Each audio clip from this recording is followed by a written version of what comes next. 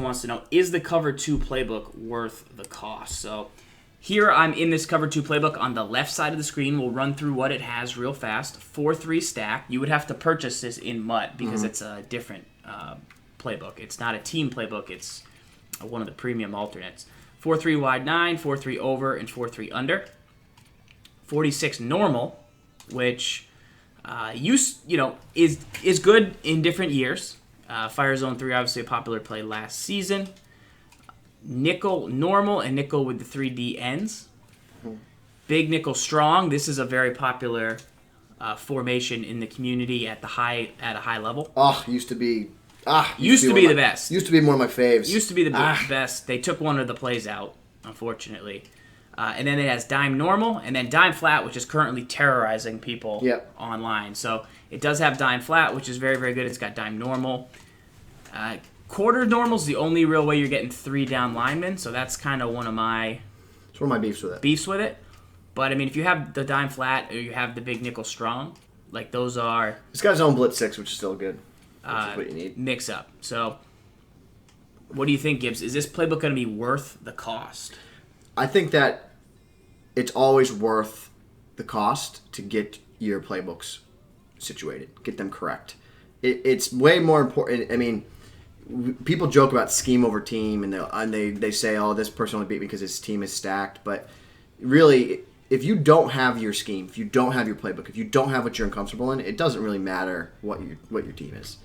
So for me, give me my playbook, and if you feel comfortable in cover 2 and that's your playbook and you need these formations, yes, you sell the farm to go get that. If you have to trade in and put some of your guys on the auction house to go get this playbook, you do that and you find value players and you make it work until you can get your players back up. But it is absolutely worth going after the cover 2 playbook. Would you rather spend more on offensive playbook or defensive playbook? Defense, because you can make offense work. You can make offense work. Just about every playbook in the game has 4 verticals. Just about every playbook in the game has inside zone. Just about every playbook in the game has a tight end corner route. So you can make those things work. Nickel strong, dime flat, those are premiums. Those are premiums. Because they're not in any other team playbook, really. So they're tough to find, and they're tough to find altogether. Right. And so that's the reason that we say that these are worth it. 46 last year has 46 is always popular. It has, same thing, different playbooks. So that is what is going on with this cover 2 playbook. Gibbs saying that it's worth it if this is what you want. But if you just don't really have a dime flat scheme and you're like, oh, I'm just going to call dime flat, that's what I hear is the hotness, don't pay $200, $300, $400K for cover 2 just to get it. Is my opinion. Let me get real organic with the nickel strong real quick. Yeah, so you want to call nickel strong? I think... You call fork real quick. You call fork. We're going to get into that play later, though. All right, so we're going to try and give you a quick setup right here. Zone blitz show 6. So this was the OG play, right? So this is the way. It's not how all the kids these days are running with A-gaps and whatnot. But what was really good about the nickel strong is it's just like what I love about the nickel 3-5 odd is that you look how close the linebackers are to the line of scrimmage. In most cases, like a linebacker depth would be like right about here where I am with the safety moving around. So in most cases, with most formations, the linebacker's depth is further away. So stock, when they're closer, things get real muddy. Things get real organic up in there. So the adjustment that I really like about the nickel strong is when you shift your linebackers to the right, you now actually create a dime front if this guy would ever go over there. So you create a dime front, and it's really a tight dime front. So that was really the thing that I enjoyed the most about this formation is that one adjustment there. And the secondary thing that you could do with this set based off of adjustments was if you use your baseline and you shift your linebackers to the left, you then got 2 players overloaded on the left side. It ends up looking like this. Of course, he's not going there right now, but it ends up looking like this. And that creates a situation where you have overloads for days. So I messed everything up, so just run the play. Snap the ball. Great little route right there. A little check down. Pretty nice. But what you're seeing a lot of times people do right now, it's an instance where they're shifting their line one side over here, moving their linebackers, and they have pressure off this edge. And then they're blitzing like a linebacker here.